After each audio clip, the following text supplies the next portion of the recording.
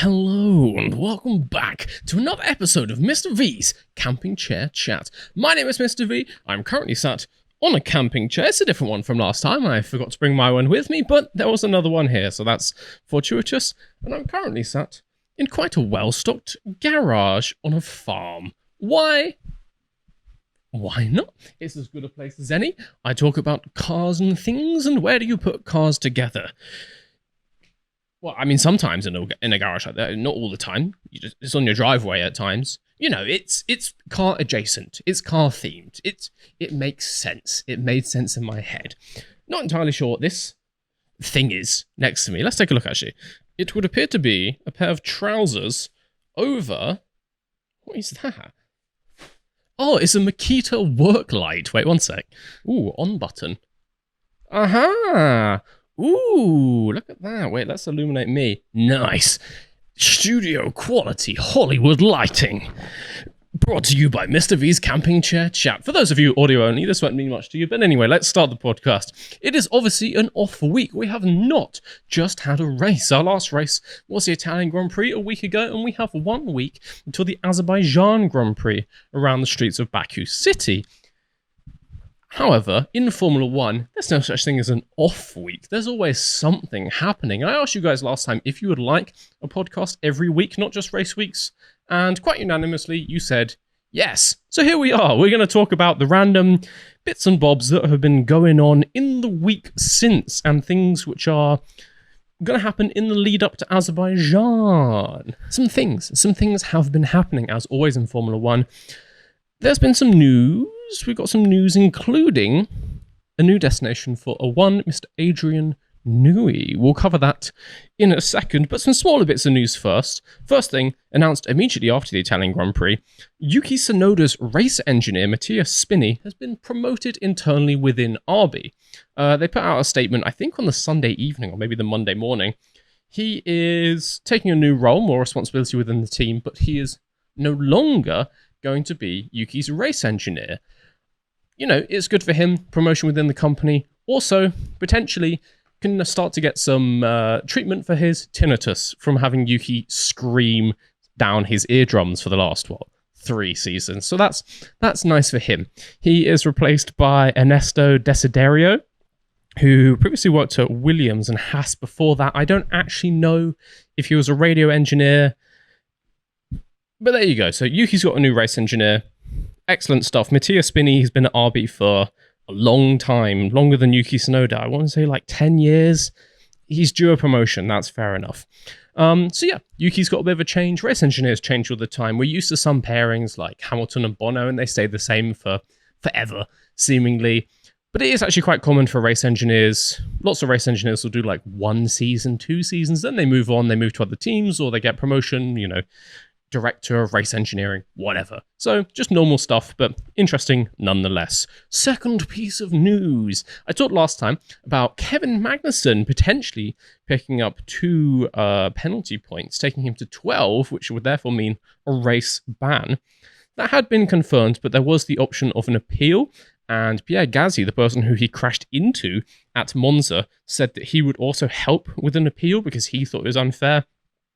That's not happened. There's been no appeal, and it's been very much confirmed by Haas that Kevin Magnussen will not be there. Well, he might be there in Azerbaijan, but he will not be in a car in Azerbaijan.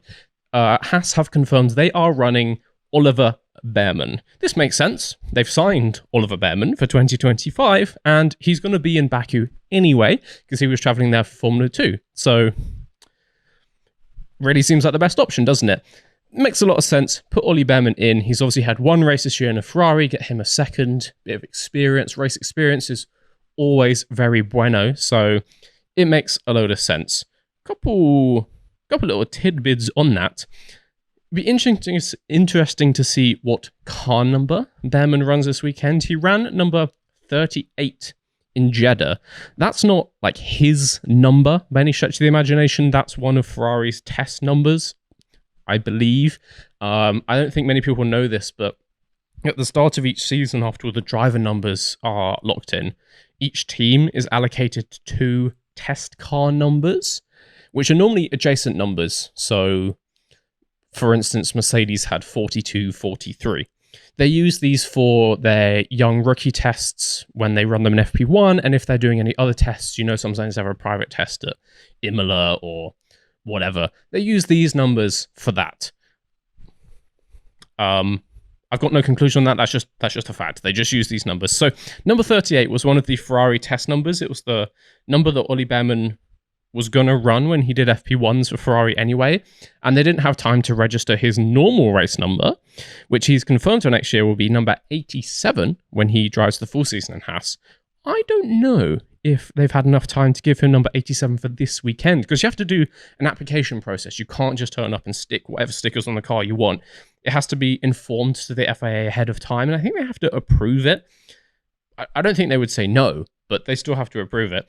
So I don't know if they've had time to do this for Bearman this weekend. He might be running one of Haas's test numbers, which means he'll just turn up in a random car number once more. I don't actually know what numbers Haas has. They must have run some rookies so far this season. Whatever, you'll see. Anyway, Ollie Bearman's confirmed he's taken number 87 for next year. He might be running that this weekend. The debacle with both Antonelli and Jack Doohan trying to take number 12 for next year, still not confirmed. We do not know who's got that. It's believed to be Antonelli, but as I said last time, just absolutely hilarious that two drivers would try and take the same number and they wouldn't know about it. I just find that so funny. I guess we need to ask the question, will Mr. Bearman do well in Baku? Will he score more points to move him up in the Formula 1 standings table, which I believe he is now higher in the F2 standings than the F1 standings, just. But he is obviously still in the F1 standings. He scored, 6 points in Jeddah. Will he do well and score some more points? Probably not. Probably not in a Haas. This is not a good circuit for Haas. They have not scored any points in Baku since 2017, it says in my notes, when Magnussen came P7. Since then, they've always finished outside the points or retired. Not a good racetrack for Haas, so wouldn't expect much out of Bearman this weekend. I wouldn't even expect Hulkenberg to scrape into the points this weekend. This is not a Haas track. So he's probably going to stay where he is on 6 points. But race running is race running. It's good experience nonetheless. Get some experience dodging the inevitable 5-car pileup that will happen at one of the 90-degree corners on lap 1. If he can be not involved in that, that's always good. Do a full race distance. So yeah, good experience for Bearman. Don't expect much out of him. He just has to sort of be there, which is actually the same for the entire Haas team. They just have to sort of be there because we are not expecting him to score points this weekend. One interesting thing with Ollie Bearman's Formula 2 career, as I said, he is now higher in the F2 standings than the F1 standings, but only just. And actually, with Azerbaijan, he's going to be missing a second Formula 2 weekend because he didn't drive Formula 2 in Saudi Arabia either. It means that he's on track to finish Formula 2 somewhere in the region of P14, P15 in the driver standings, assuming the people around him pick up a couple points this weekend, like Dirksen did very well last weekend, so we'd expect him to maybe grab a couple more, and everyone else just gets the same number of points on the same trajectory. He's going to finish P15-ish in Formula 2, which would be by far the lowest ranking that anyone has ever then gone into Formula 1 with. So just to clarify, Ollie Bearman finished last year P6 in Formula 1, which is a lot better. That's still, I believe, the lowest ever that someone has taken as their best F2 result into Formula 1. Some historical low achievers in Formula 2 would be Nikita Mazepin, and he finished P5 before bumping up to Haas. And people said that wasn't good enough. People said, that's not successful enough. That's not prepared enough for Formula 1. P6 in 2023 and then P15-ish in 2024. It's an interesting question as to, does Formula 2 mean anything? Why are we even handing out points in Formula 2 if we can have a season winner and the top, 5 people, and they're just going to get nowhere near F1? Isaac Hadjar winning the championship currently, the championship fight is really between him, Bortoleto, who's very good, and people think that he should get into F1, but I mean, there's no talk of him getting into F1 currently, unless it's with Sauber. People like Maloney as well. Why even have an F2 winner who gets banned from F2 if it just means nothing when the person in P15 goes up to Formula 1 instead? It seems that private tests and FP1 running and also simulator running and also just the politics and the money you bring has always meant a lot in terms of getting into F1, but now it just seems to be the only thing, and the actual F2 standings are irrelevant. Just a little Wikipedia fact for you, because Kimi Antonelli is currently what? P6 in Formula 2. Ollie Bearman is currently P14. Why are we even having a championship? Obviously, that is a bit facetious.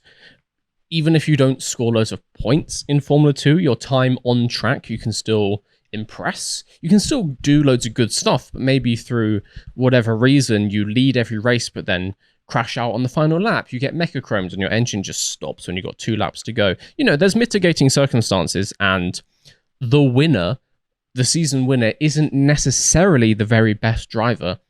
And people who are amazing drivers can sink down the results for whatever reason. You know, reliability is not fantastic in Formula 2 this year.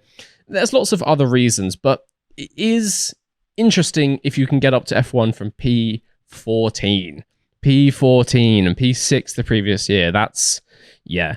I looked at the maths. If Ollie Bearman wins both sprints and both feature races and gets all like the P1 and fastest lap points in Formula 2 in both Qatar and Abu Dhabi, I think the highest he can finish is P5 in the driver standings. If everyone else in front of him scores no more points, they DNF every session from now on, Ollie Bearman physically cannot get higher than P5 in Formula 2, which is crazy, and I think it's very unlikely that he is going to win every single race from now on. That's mad, man. He's going to be going into Formula 1 just like zero accolades. Zero accolades, Bearman, apart from the fact that he's previously already driven a Ferrari, which is actually quite a good accolade. But I'm gonna move on to something else. I think it's interesting that, you know, you don't have to win Formula 2, and you don't even have to be top 3 in Formula 2 anymore to get in. Like, we were talking about Antonelli before he was even in Formula 2. Which is what happened for Verstappen and people like Kimi Räikkönen, but still, in a way, kind of defeats the point of the whole junior formulas. So those are kind of just medium news stories for the week. Our very, very big news story for the week, ADRIAN NEWEY has confirmed, or should I say, I think the team has confirmed, that he is going to Aston Martin. Obviously, has been the sweetheart of the Formula 1 ball for months and months and months. People trying to court him. Ferrari's been trying to get him. Aston Martin's been trying to get him. Probably people like, I mean, even McLaren maybe would be trying to get him. I mean, they've been doing some pretty good design recently, but it can't hurt. It has been confirmed ADRIAN NEWEY is going to Aston Martin. Sky Sports report that he is going to earn £26 million per year, and it's believed to be a 5-year deal. £26 million a year, and some sources are saying up to 30 mil with other bonuses. Maybe he has like a championship position bonus. Bro, that is so much money. Like, obviously, that wouldn't make him the highest paid driver. Verstappen is paid, we don't know exactly the bonuses he gets, but he's paid over 50 mil a year, as is Lewis Hamilton. But if ADRIAN NEWEY was a driver, he would be somewhere between the 3rd and 5th highest paid driver on the grid. I've seen reports that put Charles Leclerc's contract about the same as this new NEWEY contract. I've seen some people claim that Sergio Perez is on 25 to 26 mil a year with performance bonuses, so 25 to 26 mil a year. And I've seen some other sources that claim that ADRIAN NEWEY's new colleague, Fernando Alonso, is also on between 25 and 30 mil a year. Some other sources put him much lower at like 10 to 15. Kind of crazy. Kind of crazy to out-earn Fernando Alonso. Honestly. I mean, good for him. He's designed some good cars. He's earned a reputation in the sport, but mate, I'll design you some real good wings. I don't claim they'll be as good as ADRIAN NEWEY, but I'll design you some real good wings for way less than 30 mil a year. Give me 1 mil a year and I'll do some pretty good designs. Not great, but like pretty good. And you can get 30 of me, 30 Mr. V's for 30 mil a year. Between us, we have to do at least one good car design. Like, that is so much money. That is top athlete money. It's insane. Obviously, Adrian Newey, revered figure. But he's a dude who draws some wings. That sounds like I'm criticizing it. Sounds like I'm saying he doesn't deserve it. I'm not saying that. He is the best at what he does. And if you are the best in the business, you should get best in the business money, which is what he's got. I'm just saying it's mind-blowing. Absolutely mind-blowing for someone who does basically the same job I used to do. And I was struggling to pay rent, and he's earning £30 million a year. I wasn't a chief technical officer, just like to clarify that. I was not a Formula One chief technical officer. I was but a lowly engineer, not even in a Formula One team. But it's still mind-blowing. I think we can all agree. This makes quite an interesting technical management team at Aston Martin. Newey will therefore be joining Aston Martin technical director Dan Fallows, who previously was head of aerodynamics at Red Bull Racing, who worked alongside Adrian Newey for 15 years. Obviously, Mr. Newey known for his aerodynamics and his aerodynamic car concepts. So you would think that Dan Fallows also had quite a big part in that. You could call this a bit of a, like, car body design dream team. They're back together at Aston Martin. Aston Martin has also brought in ex-Mercedes engine chief and ex-Ferrari chassis chief. They're putting together quite an A-team. This is like the Power Rangers of Formula One car engineering. And they've got all their new facilities, which I believe are all online, or maybe fully online at the end of this year. New wind tunnels, full new design office, which is basically the best facilities of any Formula One team now. Adrian Newey goes from using Red Bull's ghetto, Cold War steel tube in the middle of a farm wind tunnel. Look up a picture of the Red Bull wind tunnel, and then that is the Red Bull wind tunnel. They designed championship winning cars in that thing. Yeah, crazy. He goes from using that to a state-of-the-art, best in the world wind tunnel right next to Silverstone. It's a decent office upgrade, I would say. Sounds quite nice. Sounds pretty good. You have to imagine as well, if the choice was between Aston and Ferrari as the two main contenders, if you're British and you lived in the UK your entire life, and I don't know how his Italian is, but obviously English is his first language, and Italian, maybe he's fluent in Italian, maybe it's a really strong second language, or maybe he speaks almost no Italian. If the choice is between staying in a country that you can probably actually just live in the same place, it's not that far from Red Bull to Aston Martin, so the commute is probably the same depending on where he lives. May even be shorter if he lives out that way towards Silverstone. You don't have to move, you don't have to learn a new language, you don't have to live in a new country, you don't have to work for the messiest, most political team that's ever existed in Formula One. It's quite a chill option, isn't it? You get big daddy stroll money, you still live on your nice country estate in Oxfordshire, I presume. I don't actually know where Adrian Newey lives. It makes a lot of sense. It makes a lot of sense to choose Aston Martin just from like a personal point of view, because it was one of the other options was retiring. So he's not going to go for some crazy travel the world option, is he? He's going for quite a chill, stay at home, you know, nice life with the wife and kids. I should have done more research, but you know what I mean. It's the relaxed option. It makes a lot of sense. Obviously, there was lots of discussion whether Adrian Newey would be able to impact the 2026 new car for the new regulations, which teams can start work on from like January, from the start of the 2025 season. It has been reported by Sky Sports and by others that he can start work in 2025. So he's sort of already on gardening leave from Red Bull. I don't think he's working with their Formula One design at all anymore as far as this season goes. He's working on like the Valkyrie and other special projects from Red Bull Advanced Technology mostly. it was obviously believed he might have to do a period of gardening leave, just sit out all of the 2025 season, which would make him uncompetitive for the new designs at the start of 2026 and those new regulations. But all the reporting goes that a deal has been negotiated where he will start work at the start of, or at least in 2025, which means he can be very hands-on with the new cars for the new regulations to help Aston Martin hit the ground running with their weird double DRS wing and active aero on the front and everything. That's massive. That is massive, major news for Aston Martin. Could it mean Fernando Alonso, third world championship if they have the best car in 2026? Could it mean Lance Stroll, world drivers champion in 2026? Lance Stroll has been keeping pace of Fernando Alonso this year. I think that would change if they had the best car on the grid, but I mean, it's not a bad thing to have Adrian Newey designing a new car for the new regulations.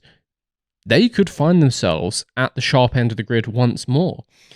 In that season, I made a whole video about will Aston Martin be world champions in 2025 or 2026, and they're on that trajectory. They're doing the exact same thing that Red Bull did starting in about 2005 to become world champions for many seasons in 2010 to 2013.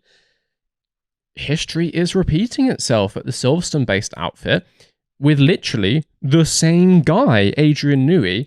This could be Red Bull 2.0. I mean, it's all the same people. It's Adrian Newey, it's Dan Fallows. I'm sure they've taken lots of other key staff and senior engineers from various teams.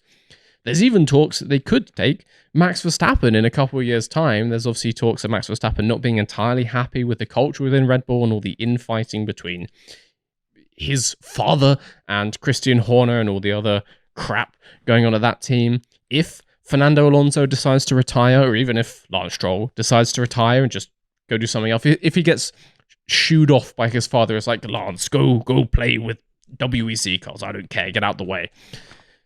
There is a chance that Aston Martin takes Max Verstappen. And so there is a chance that Aston Martin has the best car in 2026 and has Max Verstappen driving it, and Max Verstappen wins one or multiple world championships in green. I can't confirm because I'm not a soothsayer, but it's a nice storyline that is developing. I would actually quite enjoy seeing that, and they're putting all the right people in all the right places. We shall find out in a year and a half time when we get to Australia 2026. Could be spicy. Could be spicy.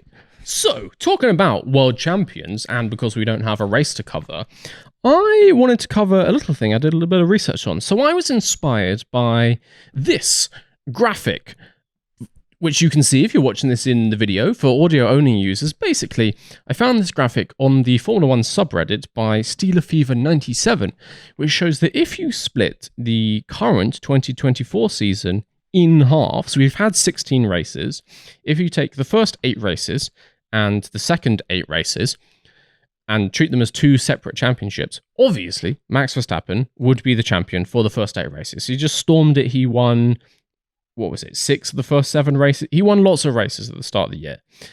Obviously, he's the champion there. The storyline goes now how through the European season, Oscar Piastri's actually scored the most points. McLaren scored way more than Red Bull. Red Bull falling off ever since McLaren brought those upgrades in Miami. You might think that Lando Norris would be the world champion of the second 8 races, the middle third of the season, but no. If you do split the season in half, Max Verstappen is still the world champion for the second 8 races. This Dutch kid can't be stopped. He is unstoppable. Even with now the second or third or fourth best car, he's still the world champion. But I thought the concept of this graphic was very interesting, splitting seasons in half, because there's only one world champion a year, and that can kind of hide the performance sort of troughs and peaks and the rises and falls in performance throughout a year. We've obviously had some years of very close title battles, 2021 famously, but other ones such as 2016 and the other Rosberg years at Mercedes, 2015 and 2014, but also some seasons like 2017 and 2018 where actually Sebastian Vettel was leading the world championship for Ferrari at the start of the season both years. But Ferrari could not seal the deal, and Mercedes with Lewis Hamilton caught him both times and won to make Lewis's, fourth and fifth championship seasons. It's an interesting concept, though, if we gave out a world champion for the first half of the season and a world champion for the second half of the season, which is not the craziest idea. Like, Formula 1 season is long. It's a whole year. 6 months is still a long time. It's still like 10 or 11 races, which back in the day, back in early Formula 1, is more races than we had in an entire season. If we split the seasons in half, do we still have the same world champions? You would expect that in all the years, let's say all the years that Hamilton wins the world championship, he has to win at least one half of the year. He has to have one half of the year, which tips him over the edge to win the whole year. But does someone else win one of the other halves of the year? I thought it was an interesting concept to look at who all our world champions would be in this case. In real life, I'm doing this since 2014, since those new regulations came in, because it's 10 full seasons, that's a nice amount of time. In that time, obviously, Lewis Hamilton has won 6 world championships, Nico Rosberg has won 1 world championship, and then Max Verstappen has won the final 3 in 21, 22, and 23. If we split all of those seasons in half, who is actually the world champion? So we start in 2014. First half of that year, not Lewis Hamilton, Nico Rosberg on 190 points. I should add, I'm not taking like the summer break before and after. I've literally just done the total number of races. Let's say there were 19 races. Cut them in half. If there's an odd number of races, the middle one goes to the first half of the season because, it's completely arbitrary. That's just what I did. So first half of 2014, Nico Rosberg, world champion, 190 points to Lewis Hamilton's 176. It's close, but it's not that close for 9 races. It shows that actually Nico Rosberg, very, very strong, very competitive against Hamilton. I think people forget how close 2014 and 2015 were. Nico Rosberg could have won any of those seasons. No one else could have, really, because that Mercedes was like massively quick. But it wasn't like Hamilton and Bottas, with Hamilton being clearly the best. Like, Rosberg was really sticking it to Hamilton, but Hamilton just edged him. Should probably think about my choice of word. Just edged him 2 years in a row. Second half of 2014, Hamilton wins 208 to Ricciardo's 132. Nico Rosberg comes third place in the second half of 2014. So Rosberg fell off, man. Rosberg fell off in 2014. You can't be coming third to Daniel Ricciardo, my guy. No, Daniel Ricciardo had a very good second half of that season. I have to say, Rosberg was only a few points behind him, but that is why Hamilton won 2014, because he was pretty flawless in the second half of the season, and Rosberg was not. 2015, first half of the year, Hamilton wins 202 to Rosberg's 181. Second half of 2015, Hamilton also wins 179 to Rosberg's 141. This one, much more clear-cut. Hamilton just stormed it all throughout the year. Best driver. Rosberg couldn't get close. I guess that really installed in him the idea that he needed to go hard in 2016 if he was going to win a championship. And he did, but not in the first half of the season. 2016 first half, Hamilton, World Drivers' Champion, again, 192 to Rosberg's 186, but it's getting close. Obviously then, second half of 2016, Rosberg wins, 199 to Hamilton's 188. Close again. Obviously, they finished the whole 2016 season only 5 points apart, with Hamilton famously trying to get Rosberg overtaken by Vettel behind him, which would have handed Hamilton the championship there in Abu Dhabi. That's a close season, and Hamilton was winning it halfway through, so fair play. Congrats to Nico Rosberg. That looks tough. Like, when you split it up like that, you realize just the mountain he had to overcome. Hamilton does not stop fighting, and Hamilton is, I've heard a rumor, quite a quick driver. So that second half of 2016 for Nico Rosberg to edge out an 11-point lead over Hamilton destroyed. He talked about this as well. Destroyed him, honestly. And Hamilton didn't take it sitting down. Hamilton won the last 5 races in a row when he saw that Rosberg was gaining a lead in the championship.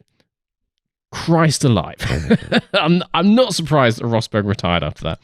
So actually, Rosberg does win 2 half seasons, which is what we would expect because he won 1 full season, but not both in 2016.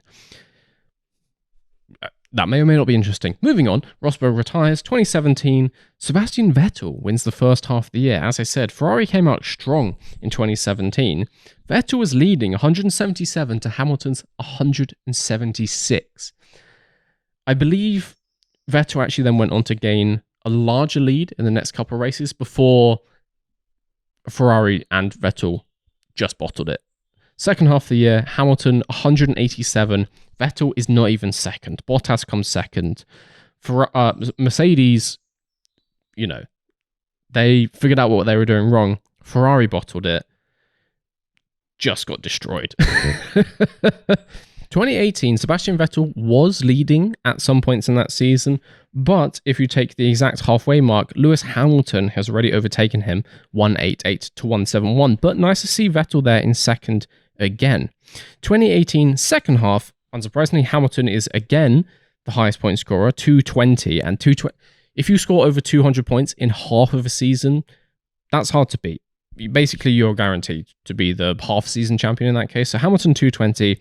Vettel is again second on 149. But it's worth noting, 2018, in the second half of the season, Max Verstappen got 144, only 5 points less than Sebastian Vettel.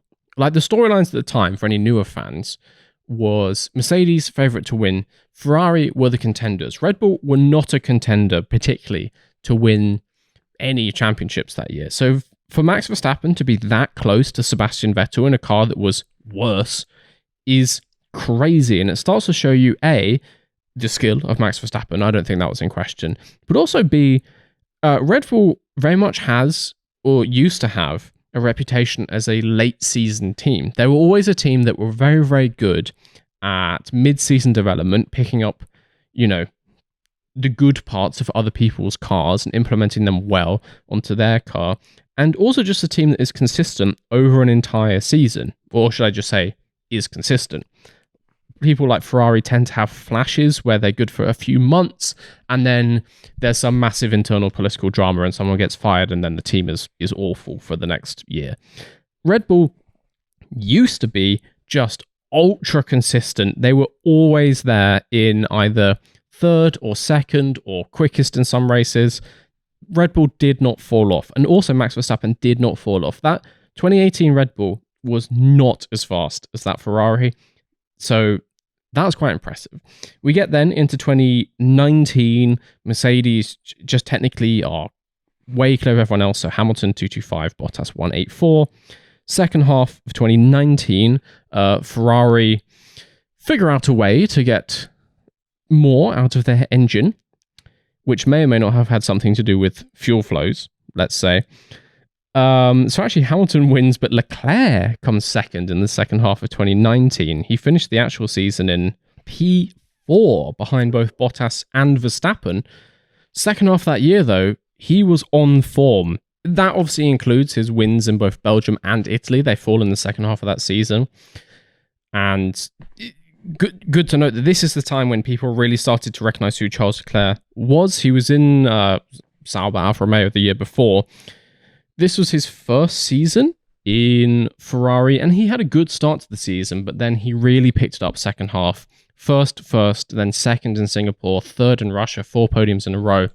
Not bad. Outscores Vettel, but also outscores Verstappen, who at this point is the wonder kid and the Mercedes killer, and Valtteri Bottas in a Mercedes. Good job, Charles. Good work. 2020, surprising no one, because Mercedes design the fastest car that had ever existed and was miles clear of the rest of the grid. Hamilton wins the first half ahead of Bottas, and Hamilton then wins the second half, but this time ahead of Verstappen. That really says more about Bottas than anything else. Bottas did not have a good 2020. In the slightest. Like, Lewis Hamilton missed a race with COVID for the Sakir Grand Prix and still absolutely dominated Valtteri Bottas in points. So yeah, that's really what sealed his fate as leaving Mercedes, I think, is that second half of 2020. Verstappen comes second, 104 points, 53 less than Hamilton just in the second half of the year. Like that W11 in the hands of Hamilton, disgustingly quick. I think potentially the most dominant car of all time, but the 2020 season was so tumultuous with Hamilton getting COVID and all these other things that the stats get masked a bit. I still think the W11 is a more dominant car than certainly the Ferrari 2004. Maybe not the 2023 Red Bull. Well, let's come on to that in a second. So 2021 famously won by Max Verstappen in quite a close title battle. First half of the year, Lewis Hamilton is actually the champion. So the cut goes after Hungary, before Belgium, before a half points Belgium race actually kicks off the second half season. At that point, Hamilton was leading the championship. In my head, the way I remembered it is that Verstappen took a lead in the first half of the season, then Hamilton was trying to catch him. I think that happened kind of just after this point. And Verstappen obviously won, I was going to say in air quotes, no, he did win the Belgian Grand Prix. It's more that the Grand Prix part is in air quotes.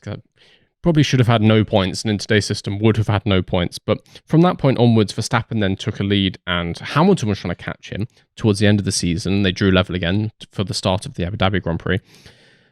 But actually, Lewis Hamilton wins the first half of 2021, which I wouldn't have predicted.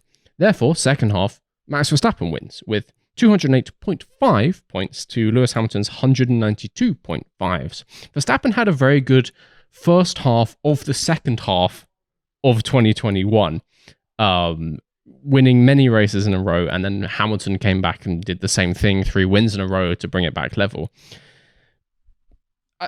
No one is doubting, I don't think, that 2020 was a close season, but I didn't realize that, depending how you slice it, Hamilton was ahead on top, and in our weird theoretical, never going to be used because it's a stupid system, half-season champion system, Hamilton is actually the champion depending on where you cut it. A little tidbit for you there. I don't need to cover it much. Obviously, 2022 and 2023, complete domination by Max Verstappen. Not even close. Not even close in the slightest. By any mathematical definition, dominates every half of both of those seasons. I made a video at the start of 2022 saying, can anyone catch Charles Leclerc? Which is probably the worst aging thing, certainly the worst aging thing that I've ever put on YouTube, and maybe that anyone has ever put out in Formula 1 YouTube. No, I take that back. Some people have made some horrible takes in F1 YouTube. But anyway, yes, someone could catch Charles Leclerc. Max Verstappen dominated even just the first half of that season, let alone the second half, and then obviously 2023, the highest scoring point season of all time by Max Verstappen.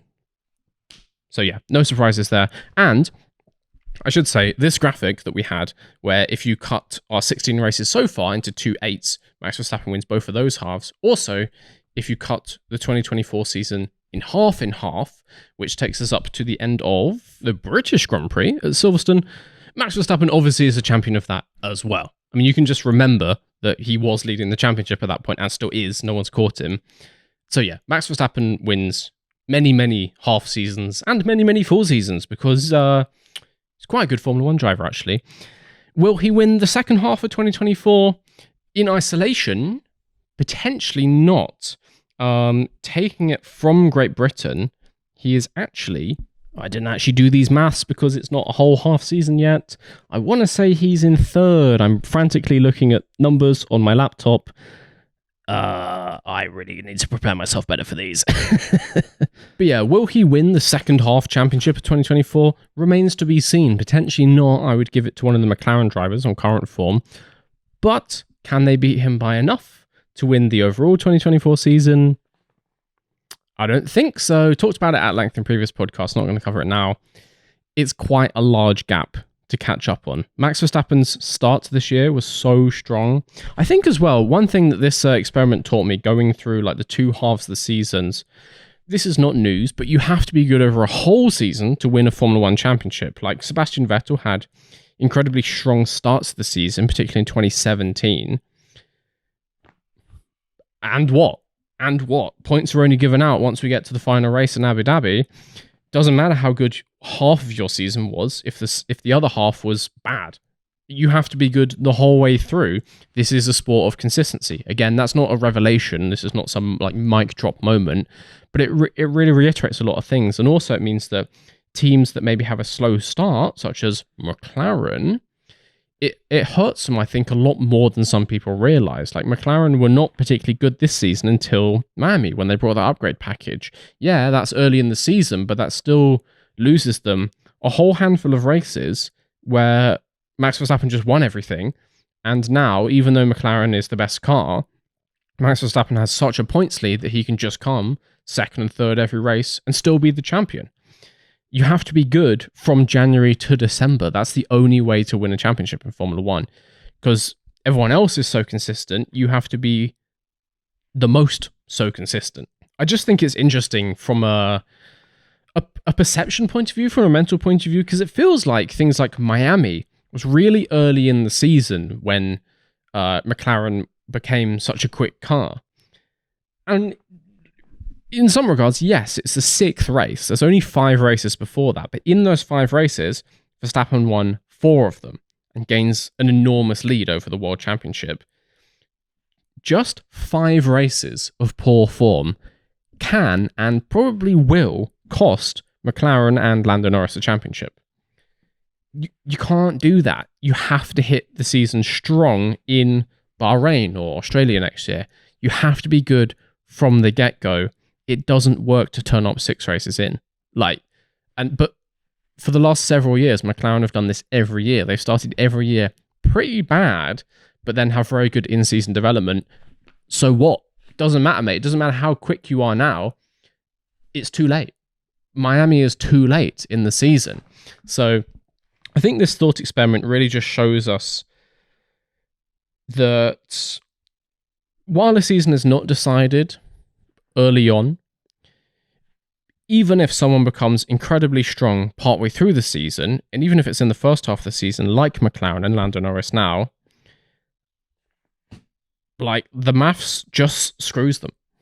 Like if he had come second and third in those first 5 races, maybe, and he came second once and third once, but then he had a 6th and 8th and a 5th. Not good enough, mate. Like you've lost the championship when you get to Miami already. So yeah, that's just my my little conclusion point on that. That may not be news to anyone, but I think it's interesting. I think it's interesting to look at how few races can completely ruin your championship chances. There's no off days. There's no off days in Formula 1. We have so many races, 24 races, but it only takes a small handful to ruin any chance of winning a title, which is kind of mad. Just to conclude this little thought experiment we were doing, in 20 half seasons from 2014 to the end of 2023, Lewis Hamilton, you'd expect to win 12 because he had 6 real championships, and he did win 12, but not all in his actual championship seasons. Nico Rosberg, again, you'd expect to have 2, and he did win 2, but one of them was in 2014 and one was in 2016. Max Verstappen, you'd expect to have 6 and actually wins 5 half seasons. Again, that's not to take away from Max Verstappen at all. It shows how close 2021 was. I know, shocking. And also Sebastian Vettel, who you'd expect to have 0 because he won 0 championships in that period, actually wins 1 half season. So congratulations, Sebastian Vettel. It's a made-up thing, just for Mr. V's Garage. It means nothing. It means nothing. Sorry. So yes, I think I'm going to call that there. A little bit of news this week. There's some other smaller stories, but they didn't interest me, and I just talk about the stuff that I find interesting. So we're looking forward towards Azerbaijan next weekend. I think it's going to be a spicy race again. I think McLaren are going to be strong. Ferrari historically are pretty good around there. And also it's a good track for Red Bull. Max Verstappen was very pessimistic about Red Bull's technical performance and their chances for the rest of the year, but they are historically very good in Azerbaijan, around Baku City, so I think it's going to be a very competitive weekend. should be a very good race. Normally have quite good racing in Baku. I really enjoy Baku, Azerbaijan, just as an event. So very much looking forward to that. Catch me back here for the Camping Chair Chat next weekend, next Monday. After that, where will we be? I have literally no idea. I'm going to leave you there. I'm going to go snoop around in these drawers behind me. In case you're wondering, I don't live here. This is not my garage. Mr. V's garage obviously has a garage. It's not this one. Mine is nowhere near as nice as this one. I'm just going to go snoop around. I just broke in, so, I may as well line my pockets, grab as much as I can and run with. I'm going to go do that. Enjoy the rest of your week. Hit like down below if you enjoyed this. Give it a 5-star rating if you're listening on Spotify or Apple or Amazon or whatever podcast player you may use to listen to podcasts. I hope you've enjoyed the soothing sound of my dulcet, buttery tones. I have nothing else to say. Buy a hat on MrVsGarage.com. They're wonderful. Anyway, catch you around. Hope you enjoyed. See you next weekend. Bye.